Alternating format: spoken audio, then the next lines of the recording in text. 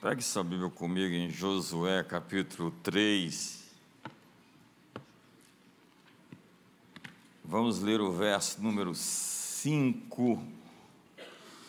Nós estamos no mês do lugar secreto, e o nosso tema é esse texto. Tivemos aqui uma reunião incrível na quinta-feira. Muita gente ficou aqui até perto da meia-noite, não quis ir embora. E nós estamos com essa ênfase nas quintas-feiras, e você pode participar todas as quintas, que é a presença manifesta de Deus. Deus tem muitas maneiras e níveis de manifestar-se. Existe a presença de Cristo em nós, a esperança da glória, maior é o que está em nós. Se não habita em você o Espírito de Cristo, você não é de Cristo. Jesus veio morar dentro de nós, mas existe uma presença sobre nós. O Espírito do Senhor está sobre mim, porque o Senhor me ungiu. Ele está em mim e Ele está sobre mim. E essa presença sobre mim, sobre você, muda atmosferas, cria ambientes. E diz a Bíblia que Ele vai derramar o Espírito sobre toda a carne, e do seu interior fluirão rios de água viva. Essa unção interior vai se unir à unção da chuva que é derramada, e vai se tornar um rio dentro de você, que vai jorrar para a vida eterna. Então, quando nós estamos reunidos, diz ele, se 2 ou 3 estiverem reunidos em meu nome, ali eu estarei. Essa presença comunitária é ainda mais disruptiva, ela é mais poderosa, porque quando nós estamos juntos, diz o Salmo 133, quão bom e agradável é que os irmãos vivam em união, como o óleo precioso que desce sobre a cabeça, sobre a orla, sobre a barba do sacerdote, e ali ordena o Senhor a sua bênção e a vida para sempre. Existe uma bênção para quando estamos juntos. Por isso, você desigrejado, ou você que só assiste pela internet, você precisa vir para cá. Ou aí na sua cidade, eu sei que alguns não estão congregando, estão na Excel Church, mas queremos rapidamente que você possa estar reunido em uma célula, em um grupo de comunhão. E quando nós estamos juntos, nós também produzimos um trono de adoração, e Ele vem sobre nós governar. Quantos querem que o Senhor governe sobre nós? Essa é a instância superior, a instância final, a jurisdição mais alta, e quem tem acesso a essa sala do trono, pode ter acesso ao julgamento de Deus, aos vereditos de Deus com relação a todas as suas questões e causas. Governa o Senhor, reina o Senhor, e a nossa oração é para que o seu reino venha e faça-se aqui na terra como nos céus. Meu amigo deputado Silas Câmara está aqui hoje, presidente da Frente Parlamentar Evangélica. Seja bem-vindo com a sua digníssima esposa, sua família. Alegria recebê-lo aqui conosco. Josué capítulo 3, verso 5 diz assim: disse Josué também ao povo, santificai-vos, pois amanhã fará o Senhor maravilhas no meio de vós. Vamos dizer esse versículo? Santificai-vos, porque... Outra vez...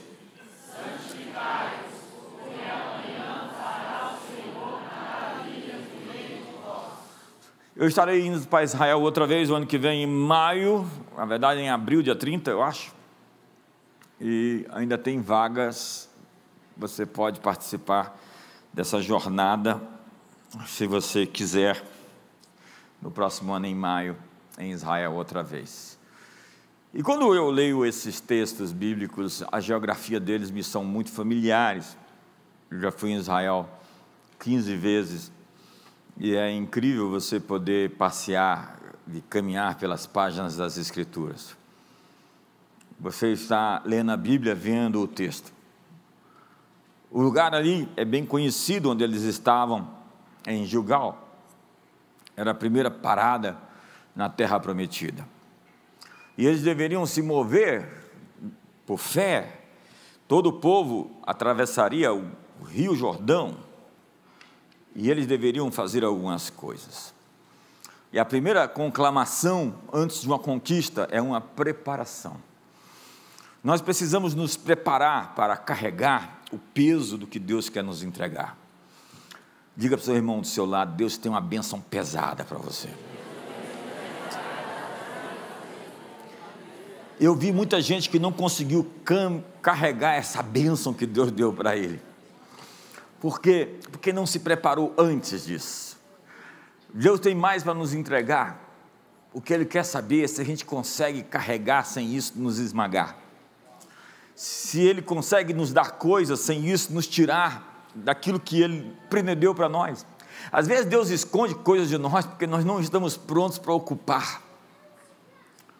Existe um momento em que Deus aprova você e dizendo: agora você está preparado. E essas lutas todas e provas que você anda passando é justamente para refinar você, é para circuncidar você, é para equipar você, é para deixar você de uma forma que você esteja pronto para aquilo que Deus quer te entregar.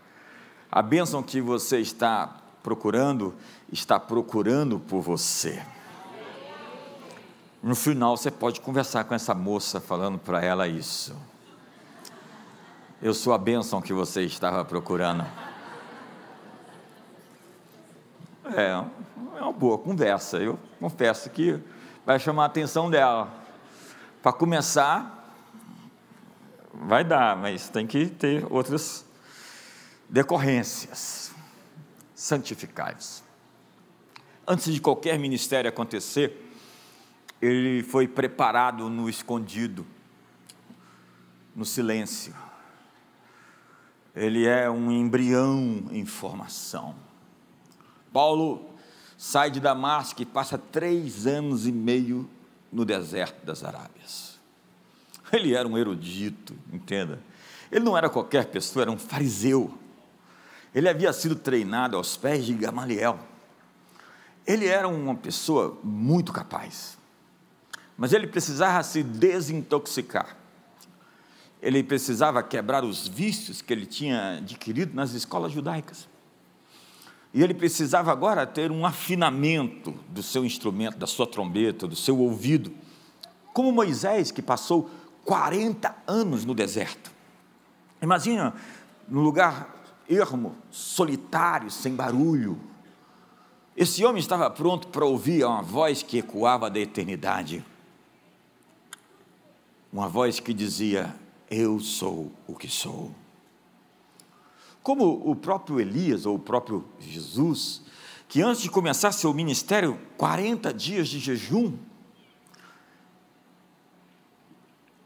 Deus quer te dar uma experiência interna, a fim de que você esteja preparado para suportar a pressão, para suportar o peso, para suportar as dores. Veja José, ele passa por todo um expediente de luta, de prova. Veja Davi, antes de chegar ao trono, antes de ocupar o lugar da sua posição que ele tinha sido destinado, ele sofre perseguição, ele sofre o levante do rei, que tinha ciúmes dele, que o perseguia como um cão. Davi foi treinado nos desertos, e o seu povo, o seu exército, foi treinado na caverna de Adulão. Haviam ali pessoas amarguradas, ressentidas e traumatizadas. A fotografia deles eram dos preteridos, eles eram os párias de uma sociedade. E de repente, páginas se passam, e eles são os valentes, os maiores guerreiros, os maiores soldados. Não existe na história da civilização humana nada parecido como os valentes de Davi.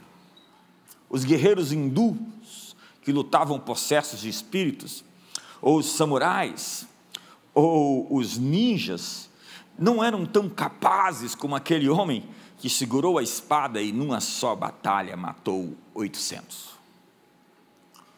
A Bíblia fala que eles eram valentes que valiam centenas, um valia centenas.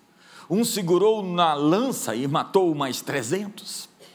E no final da batalha, eles não conseguiam soltar a espada, de tamanha tensão que eles colocaram sobre aquele instrumento. Eles salvaram Davi, quando Davi estava dentro de uma cova, e um grande gigante, um dos parentes de Golias, estava ali. Na verdade, a Bíblia registra que haviam mais 4 gigantes, e é por isso que Davi tinha 5 pedras, uma para Golias, e outra para os seus 4 parentes, que a gente não sabe se era irmão ou alguma outra coisa. Eram os refaíns, eram aqueles que sobraram dos antigos gigantes. Davi estava preparado, e ele se preparou a vida toda, como José estava preparado, e ele se preparou a vida inteira para aquela audiência de 20 minutos, e em 20 minutos ele sai da posição de um presidiário para se tornar vice-rei de todo o Egito, o grão-vizir. Faraó ficou extremamente impressionado com o discurso, com a fala, com os pronunciamentos que saíram da boca de José. Então, quem falha na preparação, fracassa no sucesso. Fracassar no preparo é preparar-se para o fracasso. Uma vida fora do comum exige uma preparação fora do comum. Você nunca será promovido até que as suas qualificações estejam acima da sua tarefa atual. Há muitas pessoas buscando um emprego e não um trabalho. Elas querem uma posição e não algo que realmente elas estejam prontas para executar. É incrível quando você acha pessoas que estão prontas para ocupar determinadas posições. Você sabia que hoje no mercado de trabalho existem muitas posições de destaque, de alto ganho, que não podem ser preenchidas porque as pessoas não foram preparadas para essas posições? É incrível como faltam engenheiros no Brasil. É incrível como faltam profissionais na área de tecnologia. E é incrível como a inteligência artificial quer preencher todas essas ocupações. Então esteja ocupado para ocupar o lugar para onde você está indo, em vez de só estar pronto para o lugar onde você está. Para isso você precisa fazer um ajuste. Diga para o seu irmão, um ajuste. A natureza de uma águia é se preparar para qualquer conflito. Ela está de prontidão. Quando Jesus disse vigiar, ele está dizendo fique preparado, fique pronto, fique acordado. Diz que toda a natureza fica temerosa diante da perspectiva de uma tempestade, exceto a águia. Desde cedo, aquele animal aprende um importante princípio. Se ela se coloca em oposição a um vento contrário em um determinado ângulo, ela será levantada para o alto. Então ela usa os ventos contrários para alcançar as maiores alturas. Então todo vento contrário é uma oportunidade para voar mais alto, conquanto que se esteja valendo do ângulo correto e de uma atitude certa. É um ditado rasteiro, bem repetido, mas é verdadeiro. Sua atitude define a sua altitude. E nós precisamos de verdade de realinhar as nossas posturas diante das crises que se anunciam. Nós estamos em agosto e o Brasil não acabou, ele só está começando. E eu creio que este é um momento de muita oportunidade para todos nós. Eu creio que nós temos grandes feitos para realizar como igreja e como povo, como indivíduos. E a promessa para nós, quantos querem pegar uma promessa? O povo que conhece o seu Deus se tornará forte e fará proezas. Diga para o seu irmão, o povo que conhece o seu Deus se tornará forte. Como você vai se tornar forte? Conhecendo mais a Deus. Então santificai-vos, porque amanhã o Senhor fará maravilhas no meio de você. Santificar-se é separar-se. Você precisa de o seu lugar secreto pronto. Quantos já prepararam seu lugar secreto? Amém. Só essas mãos? Quantos já prepararam seu quarto de guerra? Quantos já prepararam as imagens do seu futuro, o seu retrato do que você quer se tornar lá no futuro. A gente chama aqui de parede do futuro. Eu já fiz assim o meu desenho. Eu já estou exercitando o meu cérebro para acreditar em coisas maiores. Eu já estou pegando uma imagem assim de uma multidão num ginásio, porque essa é a comunidade das nações daqui a alguns anos.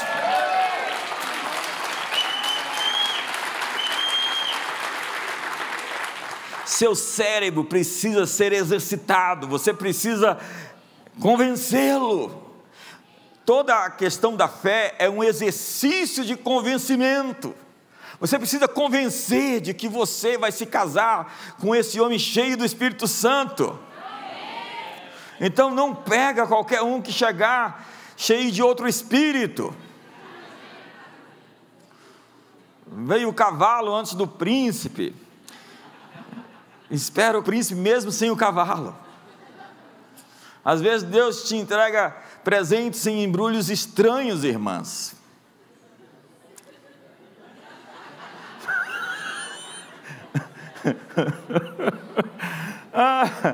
Ai, Jesus, muda essa parte, pula.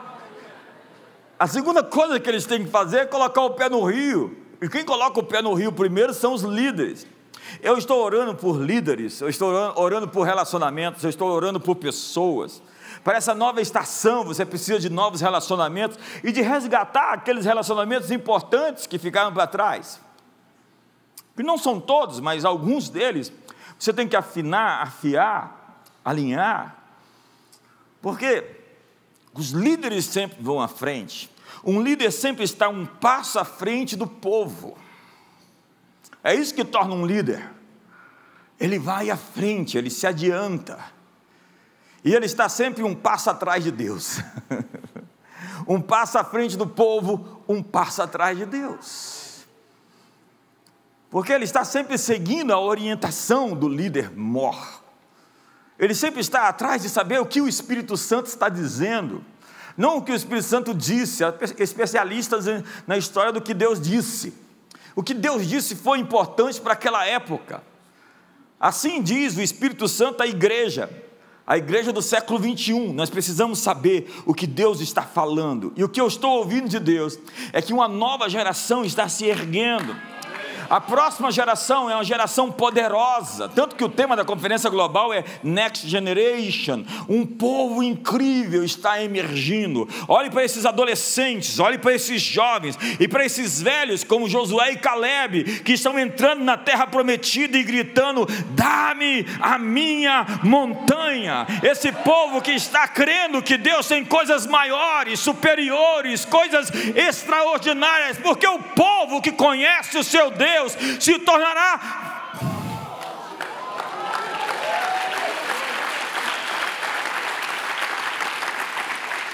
Então nós precisamos de uma atitude de fé. Qual é a atitude de fé agora? Nós chegamos até aqui em 20 anos com atitudes de fé, onde o nosso sonho não cabia dentro do nosso orçamento, e sempre nós vamos adiante responsavelmente, acreditando que para onde Deus aponta, Ele paga a conta. Porque a obra de Deus, feita à maneira de Deus, terá os recursos oriundos de Deus. E nós estamos aqui para discipular uma cidade. Não, nós estamos aqui para discipular uma nação. Não, nós estamos aqui para discipular as nações, porque nós somos a comunidade das nações. Então nós queremos aqui missionários, obreiros, líderes, apóstolos, profetas, pastores, evangelistas e mestres, que vão incendiar o mundo com a pregação do evangelho do reino de Deus, que é fogo e vento, que vai incendiar as nações com a paixão do amor daquele que na cruz subiu aquela montanha por nós, para nos dizer: agora é a hora de você subir a sua montanha. Então diga comigo: dá-me a minha montanha. Dá-me a minha montanha. Mas tem gente que já morreu, né? Morreu com 20, vai ser enterrado com 80.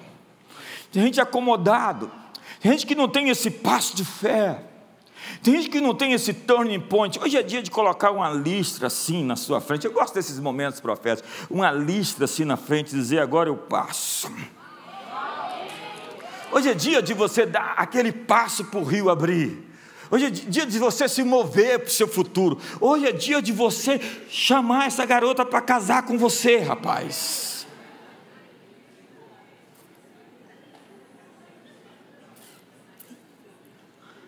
Eu acho incrível.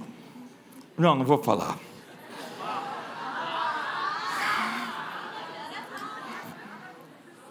As irmãs até perguntam: pastor, eu posso falar com ele? Já que ele é um panaca.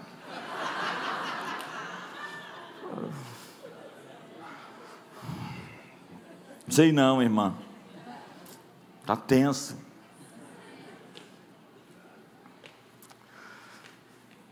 Pula essa parte.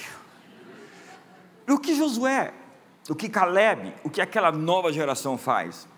Eles levantam altares para Deus. Quantos têm altares erguidos aqui? Altares são votos. Altares são promessas que você, no seu quarto secreto, fez com Deus. Como disse Jó: fiz uma aliança com os meus olhos. Quais são as alianças que você tem com Deus? Os compromissos que você fez com Deus, morais, financeiros, ministeriais. Essa é a geração dos nazireus. Quem eram os nazireus? Eram aqueles que tinham votos particulares com Deus, e isso os tornava pessoas incomuns. Pessoas incomuns são pessoas que guardam votos. Era o que é Sansão. Sansão não cortava o cabelo, não porque o poder de Sansão residia em seus cabelos, é porque Sansão tinha um voto com Deus, e a força de Sansão estava nos votos que ele tinha com Deus. Ele tocou em coisa impura, ele casou-se com uma estrangeira, fora do arraial, ele entrou nas noitadas junto com os filisteus, e ele não podia tocar em vinho. O último voto de Sansão foi cortar o seu cabelo, e aquilo lhe tornou fraco. Eu vejo pessoas fracas, e elas são fracas porque elas quebraram seus votos. Pessoas com votos, pessoas consagradas, pessoas santificadas, pessoas com alianças, pessoas com segredos com Deus, são pessoas poderosas. Profetas têm segredos com Deus. Tem histórias que só eu e Deus sabemos. São minhas conversas nas recâmaras interiores com meu Pai Celestial. Nesse ambiente ninguém mais é convidado. É você e Ele no Santíssimo Lugar. Quantos já prepararam seu quarto de guerra? Sua parede do futuro, seu lugar secreto? Se você não fez isso, saia daqui hoje, arrume um lugar na sua geografia particular e consagre aquele espaço para buscar nesse mês de agosto a Deus todos os dias. Quantos estão comigo aqui? Então empurre ao seu irmão e diga: levante altares. O que Josué faz? Josué faz um altar dentro do rio Jordão. Quando o rio Jordão se abre, o povo, o sacerdote vai na frente com a arca, o rio Jordão se abre, Josué coloca 12 pedras no meio do rio. Ele sai do rio, as águas voltam a correr, e ele edifica mais 12 pedras fora do rio. Ele tem um altar que ninguém está vendo, e eles têm um altar onde todos estão vendo. Todo homem de Deus tem que ter um altar que ninguém está vendo. É um altar secreto, e um altar para que todos vejam. É a lei dos 2 altares.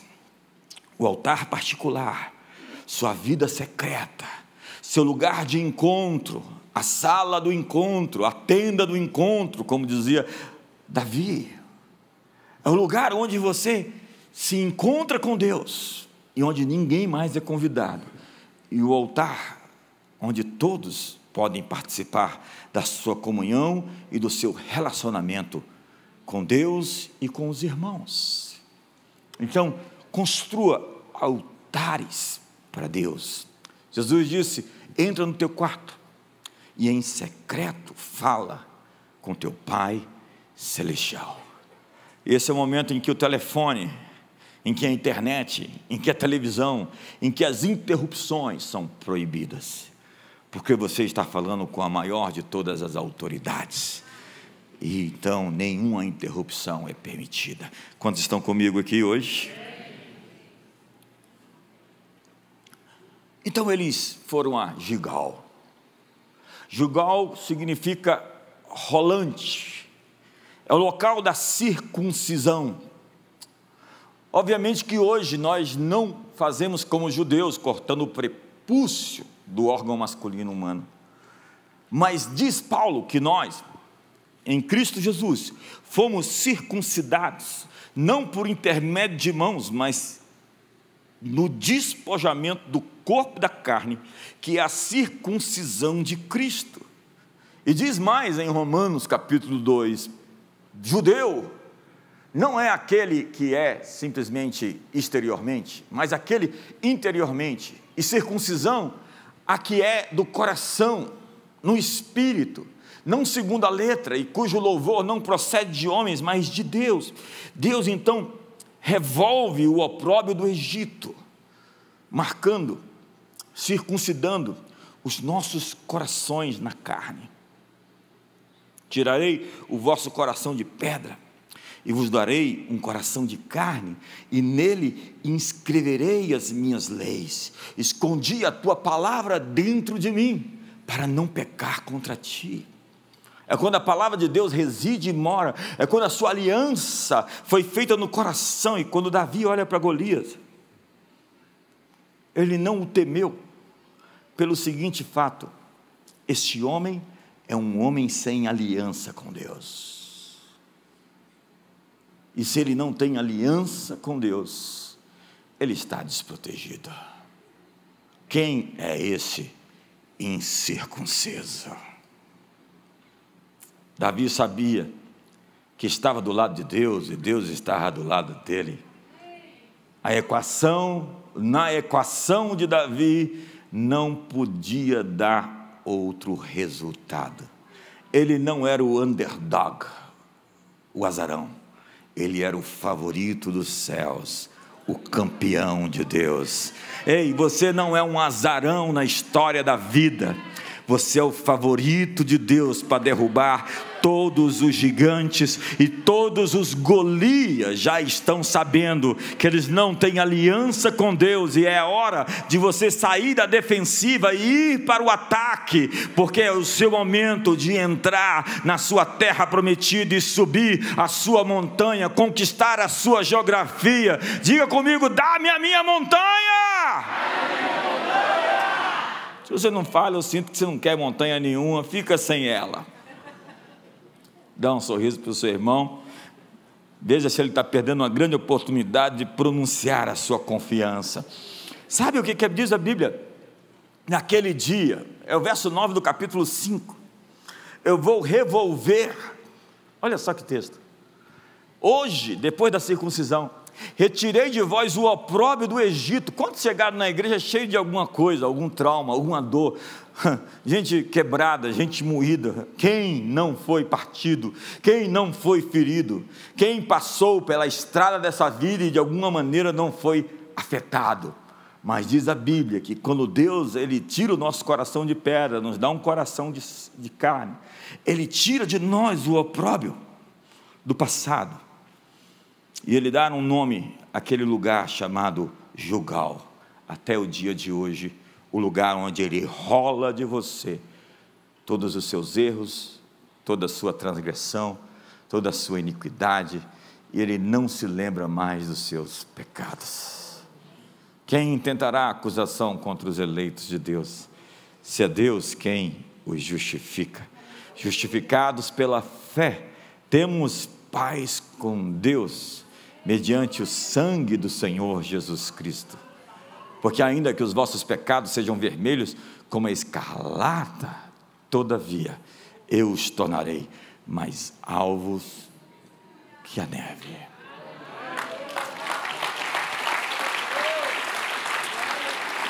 Tem uma coisa incrível que Deus me falou tempos atrás e que eu li hoje.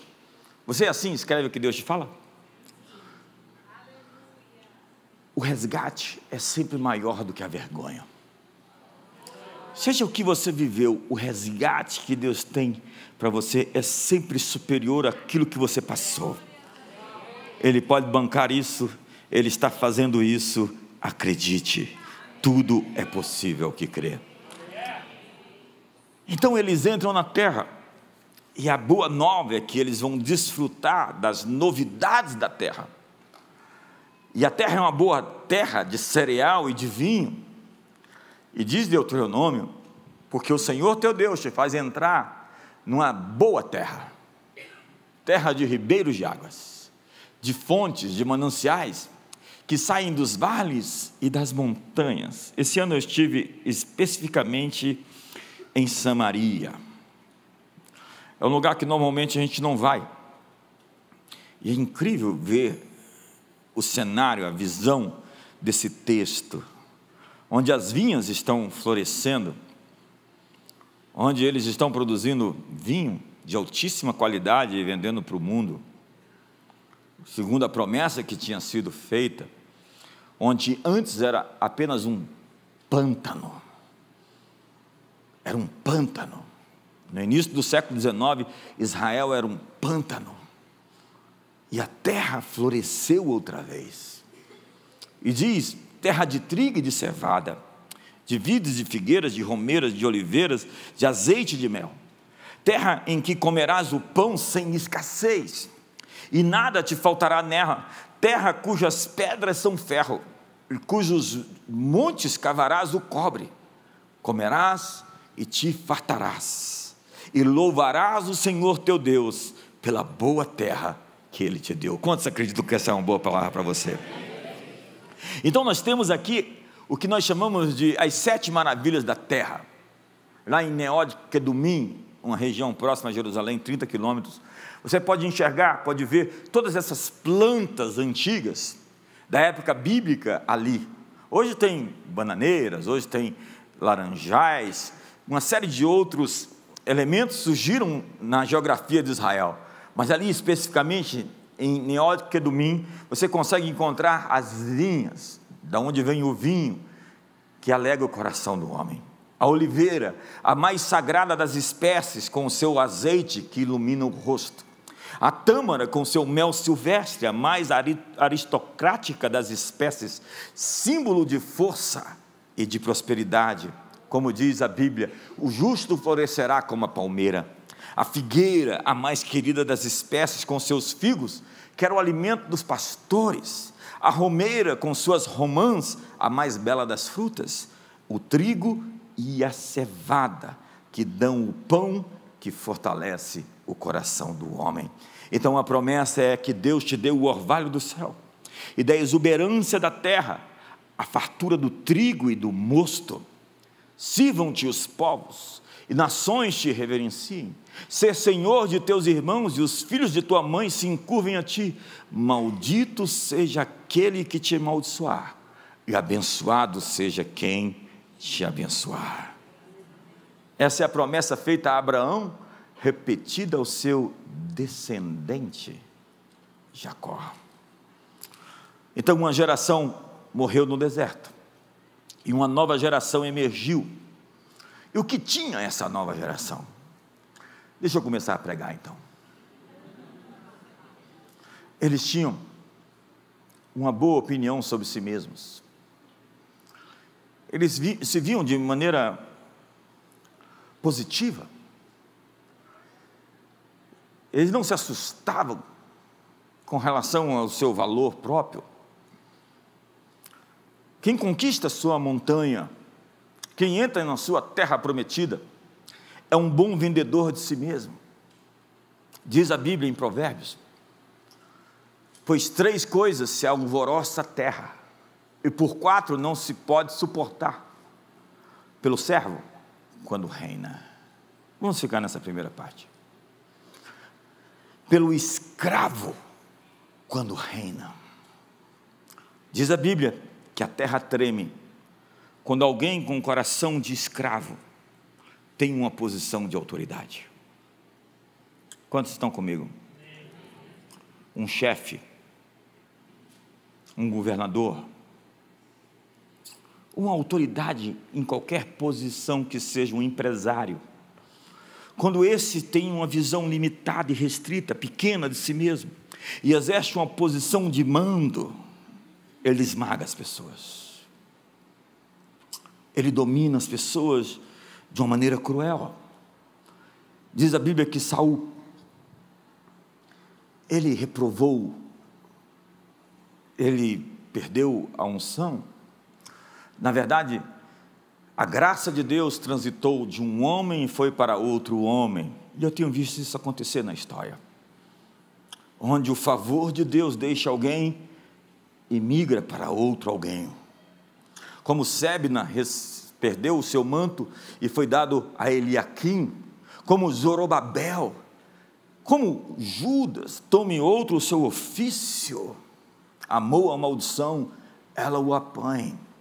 Saul perdeu o seu governo, que foi entregue nas mãos de Davi, e a razão disso está escrito lá em Samuel, quando ele diz a Saul, que toda a busca que ele tinha por popularidade, a necessidade da validação e do aplauso das pessoas, era fruto da sua pequena autoestima. Samuel diz a Saul, tu sendo pequeno aos teus próprios olhos, Deus te fez rei. Saul se escondeu no dia em que ele foi feito rei.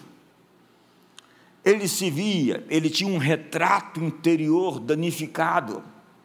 Ele se achava o menor da casa do seu pai, e a casa do seu pai era a menor de todas as casas de Israel, da menor das tribos, das 12 tribos, a tribo de Benjamim. Ele se via assim pequeno, então ele não poderia ter sucesso, e não poderia galgar grandes posições, porque ele mesmo se auto-sabotava. Há pessoas que não podem ser levantadas, porque elas mesmas conspiram contra os sonhos de Deus na vida delas. Elas colocam minas no seu próprio caminho, elas se implodem, elas se explodem, e um Saul, você nunca o mata. Davi não matou Saul, ainda que Eixo queria matá-lo. Você espera um pouquinho, e você vai ver Saul se matar. Quantos estão comigo? Espere mais um pouco, tem gente por aí que vai se implodir. Sua autoimagem é o seu retrato interior. Como você se enxerga? Como você se vê? Digno? Ou você tem um evangelho de vira-lata, do bichinho de Jacó, do desmerecimento? Eu gosto do que disse Kant, um verme não pode reclamar de estar sendo pisado quando anda arrastando. Nós somos seres humanos e a nossa natureza é voar. E diz a Bíblia, eu te esforço e te ajudo, e eu te sustento com minha destra fiel. Diz a Bíblia, tu correrás e não cansarás, caminharás e não se afadigarás, porque eu estou te dando até asas para voar como uma águia. Sua autoimagem dirige a sua vida. É tão incrível como você se sente confortável com o seu valor, e você não precisa publicizar, você não precisa ir para o Instagram, fazer pose, ou viver em poses. Você pode até fazer pose, mas faça para você e não para os outros. Faça para você se sentir melhor, e não para os outros te observar e te aplaudir. Quando Saul foi reprovado por Deus, quando Samuel disse para Saul, ei, Deus tirou o seu reino de sobre você, o que Saul fez? Lá no secreto, ele, Samuel, caiu de joelhos, se arrependeu, clamou por misericórdia, chorou e disse, Deus, não foi o que ele fez. Diferentemente de Natã, quando confrontou Davi, que caiu de joelhos, e tem toda a literatura do Salmo 51, do Salmo 32, e toda a história que Davi nos deixa sobre o seu arrependimento, que muito lhe custou. Saul simplesmente voltou-se para Samuel e disse: tudo bem, Deus tem me rejeitado, eu estou parafraseando, mas honra-me perante as pessoas lá fora, sai comigo aqui do meu lado, e não faz cara feia, que as pessoas vejam que você está de bem comigo. Ele foi reprovado por Deus, mas tudo bem, se ele fosse aceito pelo povo. É a Vox Populis, é a Laodiceia. Laodiceia quer dizer a voz do povo. É quando a voz do povo, as aparências, o que se apresenta à superfície, é muito melhor do que o seu lugar secreto, o lugar onde tiramos a sandália dos pés, porque temos que estar pisando no solo real, com a estatura ideal, descobertos, desnudos, desconjuntados, quebrantados, contritos, desaguados, desfeitos, como Davi, que esse sujeito que peca e se arrepende. Entenda que não é nunca errar, porque Davi cometeu erros tão sérios, mas foi capaz de se apresentar diante de Deus em sua face real, sem máscaras. Quando Jesus olha para os fariseus e diz: vocês são atores, hipócrates. E existe um capítulo inteiro lá na Bíblia de ais de serpentes, ais de sepulcros caiados, ais de vocês que fazem prosélitos, correm o mundo inteiro para fazer discípulos e depois os torna duplamente filhos do inferno, mais do que vocês. Agora, se você sabe quem você é, você sabe o que fazer e sabe para onde ir. Quando eu sei quem eu sou, eu vou, obviamente, recusar os convites para papéis que não são meus. E você rapidamente tem uma escusa. Você diz: não, esse script não é o meu, foi escrito outra coisa para eu viver, então essa história aí eu passo. Quantos estão comigo? Está silêncio aqui hoje. O que está acontecendo com vocês? Estão tão calados. Vocês queriam uma mensagem pentecostal hoje? Diga: dá-me a minha montanha. Dá-me a minha montanha. Conquiste-se. Ganhe a montanha interior. Lide com as contradições do ser. Humilhe-se perante a potente mão de Deus para que Ele te exalte em tempo oportuno. Nada disso é cabal ou fatal. Você pode fazer o caminho de volta e pode ser aceito por Deus. Você pode se arrepender e realinhar. Você está aqui, na verdade, para isso, para corrigir seu caminho e chegar ao seu lugar de destino. A propósito, você veio aqui hoje porque Deus te escolheu para ouvir essa mensagem e realinhar e reativar as coisas que você foi chamado para viver e para fazer. Me ajuda aí.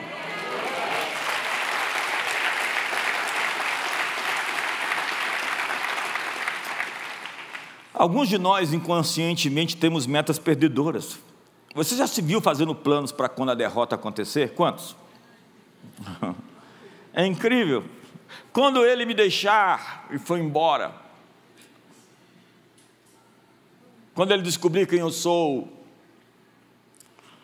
quando eu perder aquele emprego, aí você já vai assim pensar: vou tratar aquele fulano bem porque ele tem dinheiro, porque ele pode me emprestar um dinheiro. Você começa a fazer um caminho. Quando eu ficar sozinho, quando eu não for valorizado, tem gente que se rejeita e depois faz os outros o rejeitarem. A rejeição tem essa marca. Tem gente que manda sinais para os outros o rejeitar. É incrível como alguém que se aceita e vive bem consigo, todo mundo quer estar perto dele. É verdade ou não? Há quem pense que dependerá a vida inteira de outras pessoas. Nós somos capazes de nos estruturar e concretizar com êxito as nossas metas perdedoras. Você pode planejar a vitória ou o fracasso. Jó dizia: o que eu temia me sobreveio. Saul arrumou um jeito de se dar um golpe de estado. Ele mesmo se golpeou. Seu maior poder é o poder de escolher. Diga para o seu irmão: seu maior poder é o poder de escolher. Ao escolher, você determina como vai ser a sua vida. Você pode criar seu mundo, escrever sua própria história. Olhe para o seu irmão e diga: você é dono das suas ações e dos seus resultados. As pessoas me dizem: o que aconteceu no Brasil? Ou o que aconteceu não sei aonde? O time de futebol perdeu. Todos perdem para si mesmos. Nós perdemos para nós mesmos. O Flamengo perdeu para si mesmo. E sempre perde para si mesmo. E vai continuar perdendo para si mesmo. Os flamenguistas aqui não estão felizes. É muito flamenguista nesse mundo, gente. É muito flamenguista.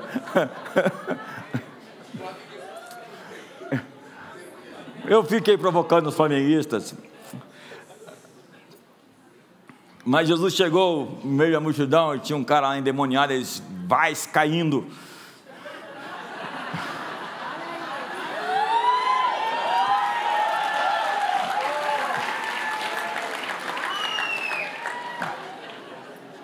Tinha os profetas de Baal, você lembra dos profetas de Baal?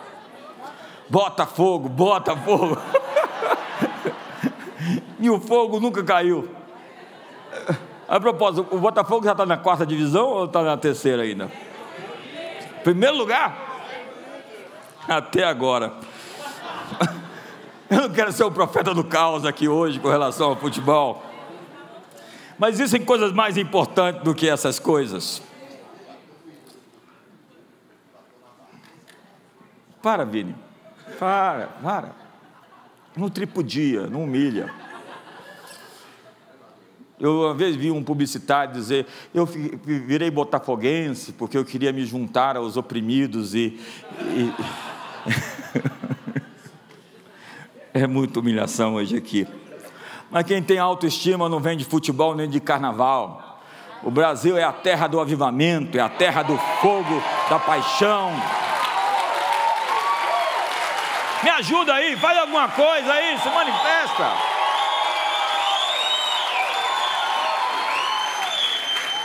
Eu gosto do que diz Albert Einstein: a vida é como jogar uma bola na parede. Se for jogada uma bola azul, ela volta azul. Se for jogada uma bola verde, ela voltará verde. Se a bola for jogada fraca, voltará fraca. Se a bola for jogada com força, ela voltará com força. Por isso, nunca jogue uma bola na vida de forma que você não esteja pronto para recebê-la. A vida não dá nem empresta, não se comove nem se apieda. Tudo o que ela faz é redistribuir e transferir aquilo que nós lhe oferecemos. Os perdedores procuram obstáculos, valorizam dificuldades, adubam suas limitações, arrumam desculpas e procuram culpados pelas suas derrotas. Nós somos uma sociedade de vítimas. Alguém é o culpado por não ter dado certo. Daí toda essa visão de mundo. Não vou falar. Vocês nem pediram, então não vou falar mesmo. Para subir a montanha, você tem que vencer sua montanha interior. É hora de assumir a responsabilidade pelos seus resultados. Nós perdemos para nós mesmos. Suas lutas são desafios ao seu crescimento. E os perdedores sempre repetem alguns comportamentos. Uma criança aprendeu que se começasse a chorar quando quisesse alguma coisa, ela ganharia. Então ela cresce e aprende que esse pequeno truque não vai dar certo, porque tem muita gente indisposta a tolerar os seus mimos. Então não adianta fazer biquinho, bater o pé e fazer piti. Isso não vai funcionar. A maioria de nós anda com freio de mão puxado. Você já dirigiu com freio de mão puxado? Senhorita? Isso é muito horrível. Por que o seguro de carro é mais barato para mulher do que para homem? Por quê? Porque vocês são mais prudentes? 40 quilômetros na ultrapassagem, naquela via de ultrapassar. Não, vocês são incríveis, maravilhosos.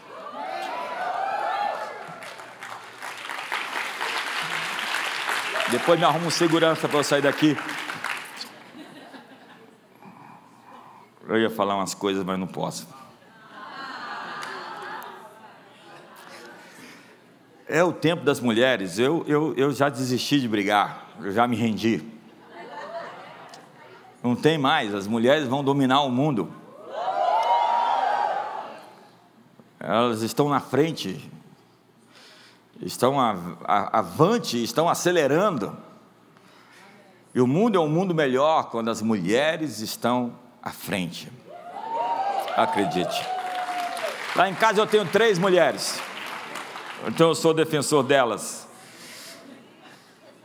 Aquela nova geração, Josué e Caleb, nos ensina a olhar para cima, para os lugares altos. Haviam guerreiros, haviam gigantes e cidades fortificadas em cima da montanha. E mesmo assim, eles estavam dizendo: nós queremos a nossa montanha. Os inimigos são fortes e poderosos, mas eles são o nosso pão. Há inimigos poderosos à sua frente, contudo, suba a sua montanha. Ei, não fique desmaiado. Quando você vê dificuldade, há sempre depois da dificuldade uma grande oportunidade. Seus tesouros não se escondem em caixas de papelão. Ninguém coloca riquezas dentro de um saco de plástico. Ficam em cofres, bem guardados. Colocam segurança armada em carros blindados. A resistência ao seu chamado mostra que você está pronto para ocupar um espaço precioso. Você sabe por quê? Quando um pássaro passa e vê um espantalho no meio do milharal, ele se assombra com o espantalho e ele vai para outro lugar. Se ele é um pássaro esperto, ele sabe que onde tem um espantalho querendo assombrar, tem milho para receber. Seus maiores tesouros estão onde habitam seus maiores medos. O lugar que você teme ocupar é o lugar onde estão os tesouros que Deus guardou para você. Portanto, vá para cima e diga: fora espantalho, o tesouro é meu e eu vou me encher de milho hoje que Deus tem para mim. Então olhe para cima, aceite o caminho mais difícil, o impossível, que custa, que demanda sacrifício, esforço, trabalho. Vá à luta e suba o seu monte. Deus não nos chamou para estarmos seguros. Deus nos chamou para fazermos coisas maiores do que nós mesmos. Se você se manter na margem da sua segurança, tudo o que você vai ter é o médio, o medíocre, o trivial. Servir a Deus significa entrar em uma área de risco que você não estará mais seguro, onde suas forças não serão suficientes, onde simplesmente você não vai sobreviver se Ele não intervir. Você já esteve nesse lugar? Deus, eu estou nas tuas mãos, se o Senhor não fizer algo, eu estou morto. Pois esse é o lugar mais seguro do planeta. Eu gosto do que diz o presidente da Motorola, que levou a se tornar uma grande corporação no mundo. Ele tinha um axioma: crie movimento para ter movimento. Ou seja, mexa-se, faça os outros se mexer. Santificai-vos, porque amanhã o Senhor fará maravilha no meio de vocês. Hoje é dia de criar ação. Hoje é dia de colocar o seu pé no rio. O que você precisa fazer? O que você precisa ativar? Deus está dizendo: siga-me para além de onde você pode controlar, para além das suas forças e habilidades, para além de seus confortos e comodidades. Só assim você conhecerá o meu poder, a minha sabedoria, a minha alegria, o meu amor. Nosso desespero surge quando nós focamos naquilo que os nossos olhos são incapazes de fazer, o que nós somos incapazes de realizar. A esperança nasce quando focamos nossos olhos em quem Deus é e no que Deus pode fazer. A equação da vida não é eu, meus gigantes e a terra prometida. A equação da vida é Deus, meus gigantes e a terra prometida. Diga: Deus, meus gigantes e a terra prometida. Empurra seu irmão e fala: dá-me a minha montanha. Diga para ele: suba a sua montanha. Eu acho que está bom por hoje. Eu tenho um esboço. Quantos querem ficar comigo até meia-noite aqui? Você é novo aqui, né?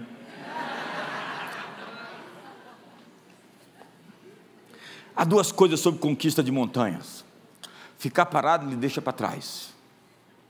Se você é um médico parado, você é um dinossauro. Se você é um engenheiro parado, você é um brotossauro.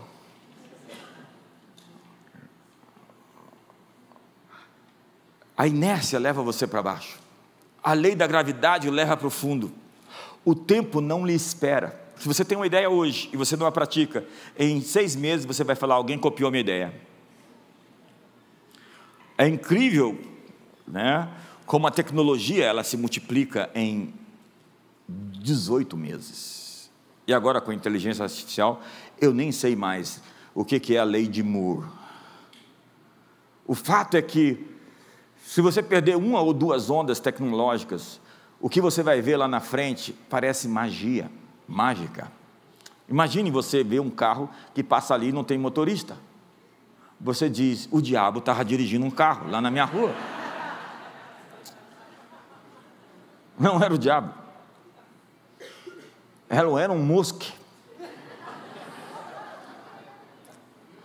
É incrível que o mundo está se tornando. E às vezes você olha para a vida e vê o que ficou para trás. E eu espero que não seja você quem ficou para trás. Olhe para mim. Se você acha que ficou para trás, Deus está lhe dizendo: corra, corra. Eu lhe dei pernas rápidas para andar nas maiores alturas e alcançar o que é seu. Corra, porque você vai passar, ultrapassar, vai chegar, vai alcançar. Eu lhe dei os pés das corças, eu lhe fiz andar nas maiores alturas, eu lhe dei as asas para voar. É hora de você correr. Empurra seu irmão e fala para ele: é hora de você correr. Eu vou escrever 10 livros em 5 anos.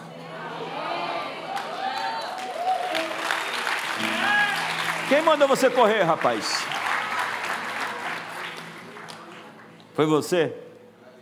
Foi você. Vai lá, dá um sonzinho para nós. Isso.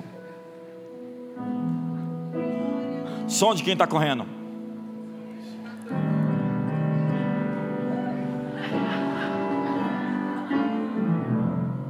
Ó. Tomar a sua montanha significa, ou exige, livrar-se da carga extra. Olha para a pessoa do seu lado e diga: leve somente o suficiente. Um pequeno peso a mais aumentará o gasto de energia necessária para realizar a sua meta. Dúvidas e medos pesam. Pecados ocultos é um estrago. Quem encobre as suas transgressões jamais prosperará. Você precisa de um amigo para falar a verdade. Para dizer: confesse uma tentação antes que se torne um pecado. E é tão poderoso quando você fala aquilo que te aflige, porque você domina aquilo que você consegue verbalizar, é cartástico. A cura vem do falar. Você tem poder para dominar quando você confessa. Mas não confessa para qualquer pessoa não, por favor. Diga comigo: vou levar somente o suficiente. A amargura, ressentimentos, o ódio pesa demais, gente. Quando você começa a desejar o mal para os outros, você realmente fica sobrecarregado. Ficar ressentido e amargurado é carregar o passado com você. Quantos querem deixar o passado aqui hoje e avançar? Você está carregando muito passado, você não pode ir para o futuro desse jeito. Aquela geração tinha uma promessa. Caleb olha para Josué e diz: dá-me esse monte que o Senhor falou naquele dia. Você sabe, naquele dia ouviste que lá estavam os anaquins e grandes e fortes cidades, o Senhor porventura será comigo para os desapossar como prometeu. Caleb diz para Josué: ei, naquele dia eu tenho uma promessa e está aqui, e agora eu quero vê-la cumprida. 45 anos se passaram, e os meus olhos estão fitos na promessa. Nós estamos olhando para uma promessa. Nós não desistimos do Brasil. Nós não desistimos de ver a redenção chegar do céu, a justiça descer como chuva, como orvalho, a retidão correr como um rio perene. Então sua espera não pode vencer a sua esperança. Romanos capítulo 15, verso 13 é meu versículo preferido agora. Olha o que diz. Nesse momento, esse é o meu texto. E o Deus da esperança vos encha de todo o gozo, alegria e paz no vosso crer. Diga: alegria e paz no meu crer. Feche seus olhos e diga: eu preciso acreditar com alegria e paz. Acreditar sorrindo, acreditar alegre, acreditar feliz. Não é aquele tipo de gente que vai orar e depois sai de lá parecendo uma assombração, que viu um demônio. Onde é que você estava? Orando para quem? Para que sejais ricos de esperança no poder do Espírito Santo. Sabe o que o texto está dizendo? Coloque alegria e paz na sua fé. O Deus da esperança exige que a gente fique feliz antes que aquilo aconteça. Esse é o significado da palavra esperança. Esperança é uma alegre antecipação do que está por vir. Então começa a ficar feliz aí por alguma coisa boa que vai acontecer. Vamos lá, você consegue. Ei, exercite hoje aí, acredite. Aquele contrato que você vai assinar nesses próximos dias, aquela bênção que está chegando sobre a sua casa e a sua família, aqueles filhos poderosos que vão se erguer, que vieram do seu ventre, do seu útero, esse ministério que está florescendo e crescendo aos milhares, aos milhares, aos milhares, amigos que estão chegando para dar as mãos, se juntar e construir algo grande e poderoso no planeta. Me ajuda aí, faz alguma coisa.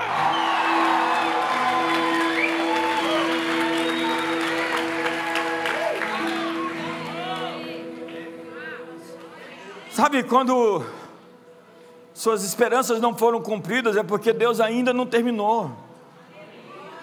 Quando você se vê perdido, sem dinheiro, doente, parece fracassado, ei, Deus ainda não acabou. O povo estava no cativeiro preso, clamaram a Deus, as coisas pioraram. Deus enviou esse Moisés e a coisa piorou. Mais trabalho, mais opressão, mais dificuldade, mas Deus ainda não havia terminado. Era uma sexta-feira em Jerusalém, todos estavam desalentados, desconsolados e sem esperança. Ele tinha morrido na cruz, mas Deus ainda não tinha terminado. O domingo está chegando, tem uma boa notícia, são boas novas para você. Deus ainda não acabou. O seu marido está bêbado, o seu filho está drogado, o casamento está em frangalhos, vida em pedaços. Deus não terminou. Ora, aquele que começou a boa obra é fiel para terminá-la, porque Ele é o autor e consumador, o causador, o terminador. Ele começou e vai acabar. Tem uma página em branco para ser escrita, um presente que deseja ser seu futuro na vida. Se você ainda não venceu, é porque ainda não terminou.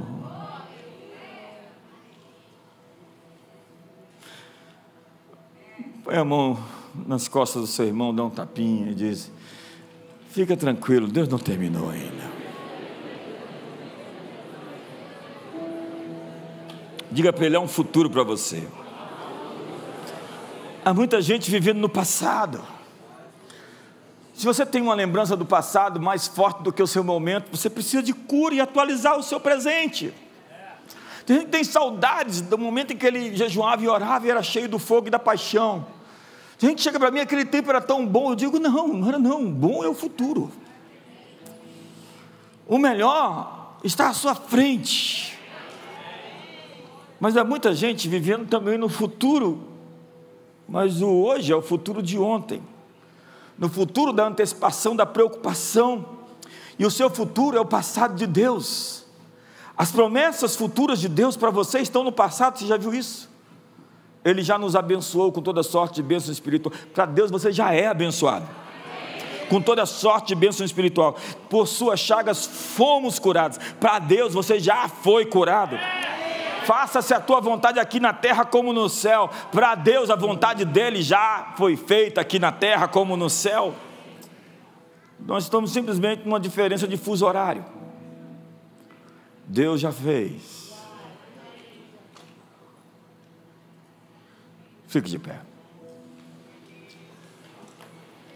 Eu tinha aqui mais um esboço para pregar, mas você tem que assistir o Fantástico hoje à noite. Não, pelo amado.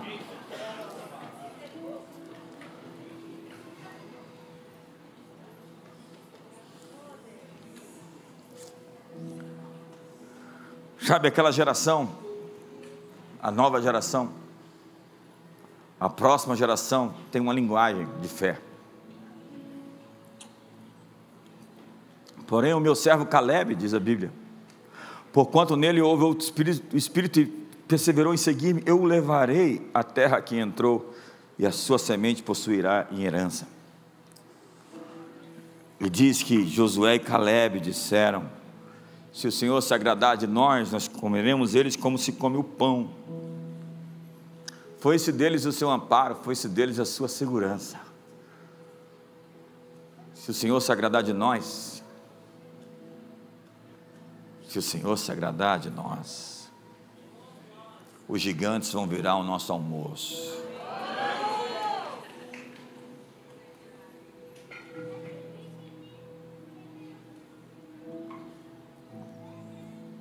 Entenda que João Batista comia os gafanhotos, e o povo se achava gafanhoto.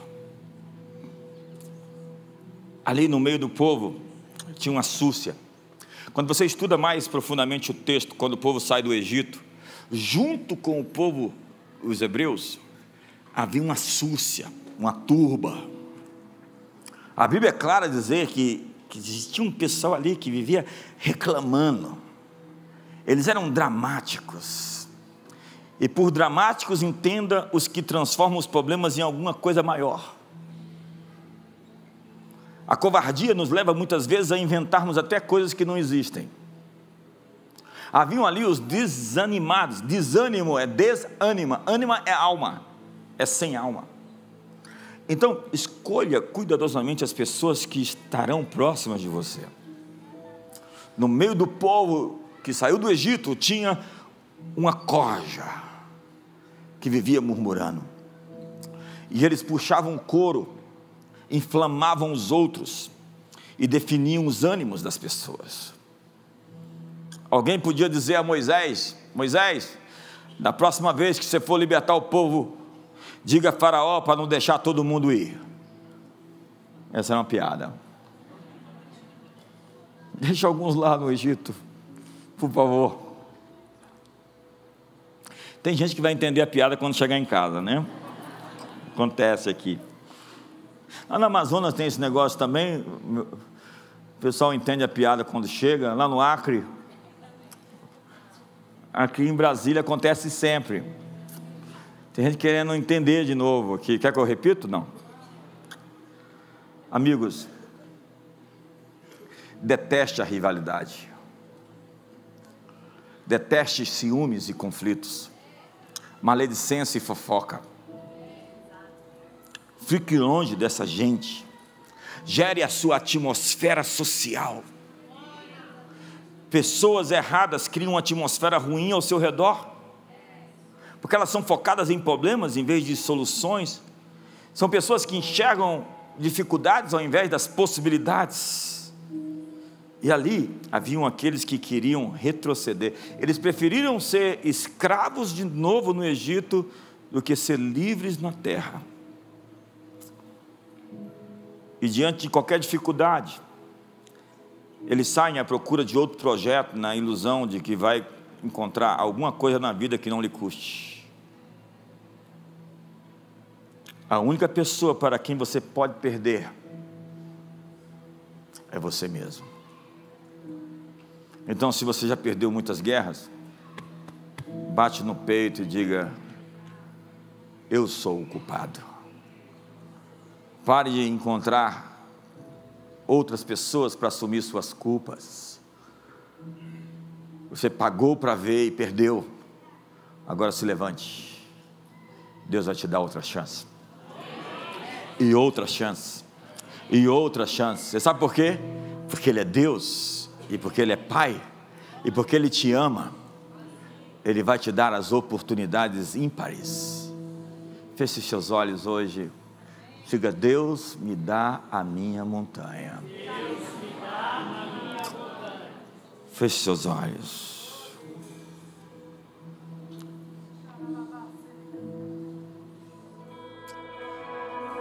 A última coisa que aquele povo, aquela nova geração tinha, é que eles eram uma equipe, eles eram um time. Eu estou atrás da minha turma, e você? Eu estou atrás do meu time, daqueles que vão jogar o jogo da vida comigo, não por alguns anos, mas a vida inteira. Por isso é importante que você não perca tempo, que você trabalhe de maneira intencional. Com o Caleb soube ser o segundo. Quando hoje, muito desse universo coach hoje diz que todo mundo tem que ser o primeiro.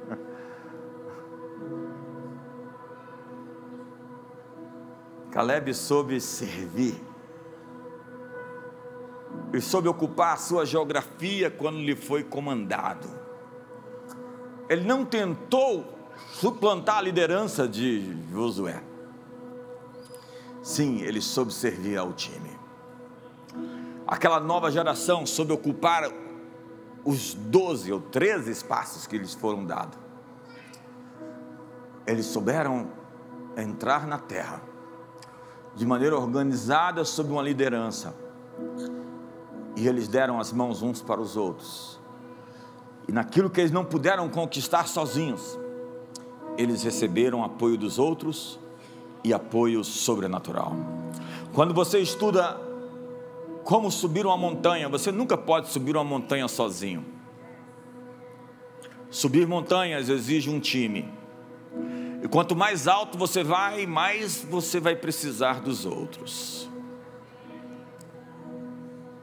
Ao dizer: dá-me a minha montanha, você está pronto para construir relacionamentos com outros que têm o que você não tem,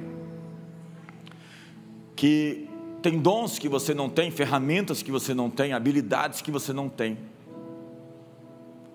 que veem coisas que você não vê. Dê a mão para o seu irmão, feche os corredores.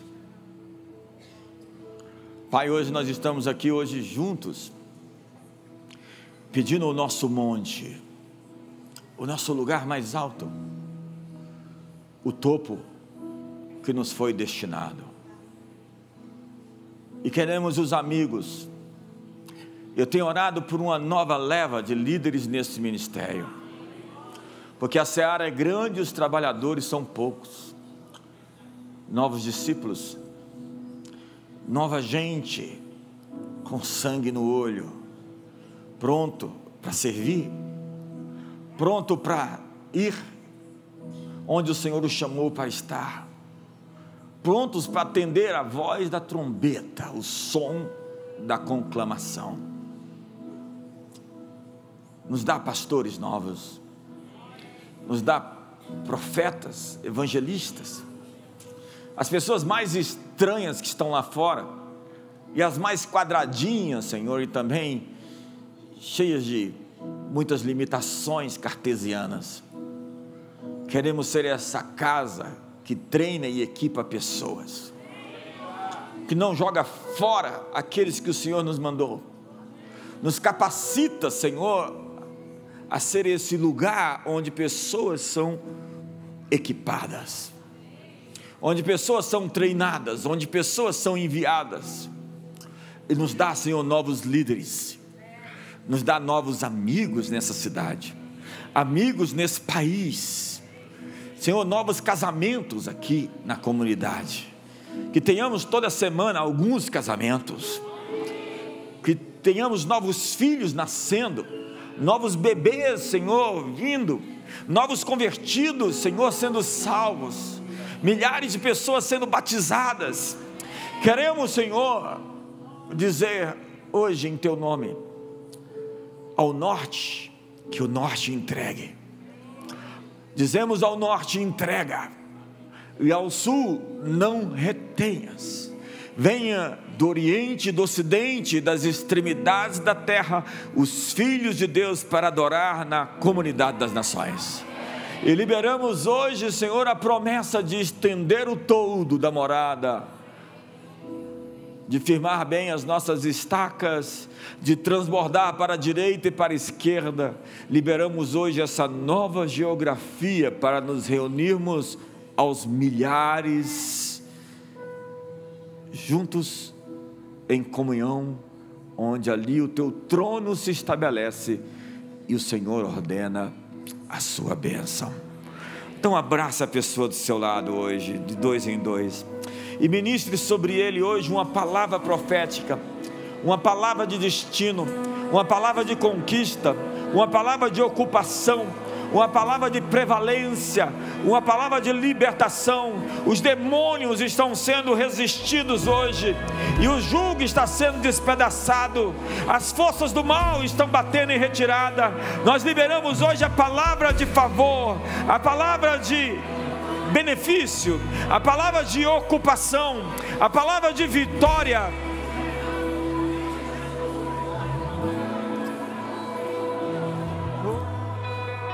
Ore hoje, apresente-se perante Deus agora com o seu irmão, com a sua irmã. Deixe que essa atmosfera cresça, que esse ambiente floresça, que o fruto de uma bênção seja dado de maneira incrivelmente poderosa, poderosa, poderosa, poderosa, poderosa, poderosa. Oh,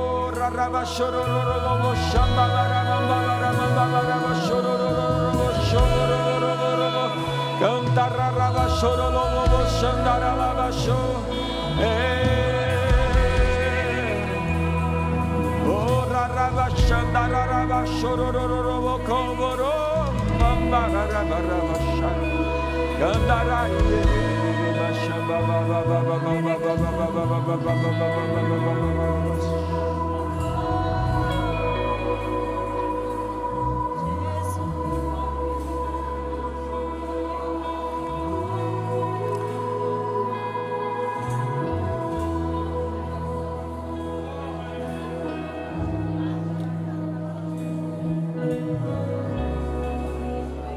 Esta é a hora de nós avançarmos. Diga comigo: essa é a minha hora de avançar. Mas por favor, marido, esposa, avance junto com seus filhos, avance junto com a sua família. Quando Jacó foi abordado pelo seu irmão, que queria que ele andasse rápido, ele disse: meu senhor, permita-me andar no pasto do gado, para que as mulheres e as crianças não fiquem cansadas, não se estressem. Me permita acompanhar a família no mesmo pasto. Hoje é um grande escândalo em Hollywood, e eu termino falando isso, porque uma atriz dessas famosas resolveu cuidar do seu bebê ao invés de atuar. Se dedicou à maternidade integral e enlouqueceu os diretores e todos os inteligentinhos de Hollywood. Muitos vão optar hoje por um programa celestial, e muitos desses altares demoníacos vão cair nas próximas semanas e meses. Você está prestes a ver esse sistema ser abalado e destruído. Você está prestes a ver as pragas e os julgamentos de Deus contra os sistemas e os altares ímpios, contra os tronos da iniquidade. Como Deus feriu o Faraó e a sua casa. Como em Apocalipse promete 7 taças da ira, 7 trombetas, 7 selos. Deus está trazendo as coisas em perspectiva. Se não vencemos, é porque não chegou no fim. Eu abençoo você e sua casa para uma transição de conquista de uma montanha, de um espaço geográfico. Eu abençoo a sua empresa com uma cifra ainda não conquistada, com um valor ainda não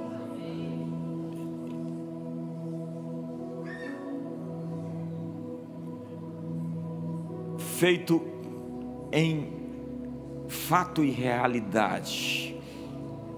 Eu libero o seu destino econômico essa noite, o destino dos seus negócios econômicos. Eu libero a posição estratégica, a ocupação política, a ocupação financeira, a ocupação familiar, a ocupação ministerial.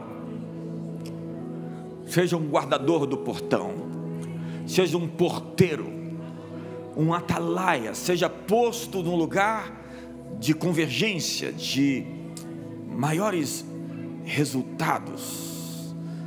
Que o anel de Sebna, que a capa do infiel, seja dado àqueles que buscam a Deus em fidelidade essa noite.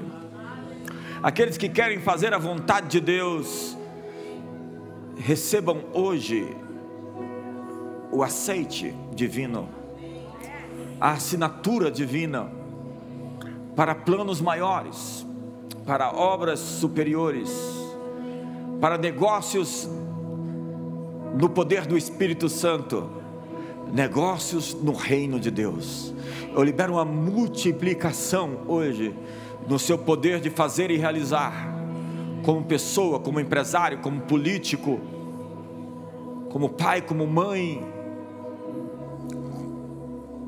Que a mão do Todo-Poderoso lute por você e sua família e te defenda. E que o amor de Deus, a graça de Jesus e a comunhão do Espírito Santo seja sobre a sua vida. Diga comigo: dá-me a minha montanha.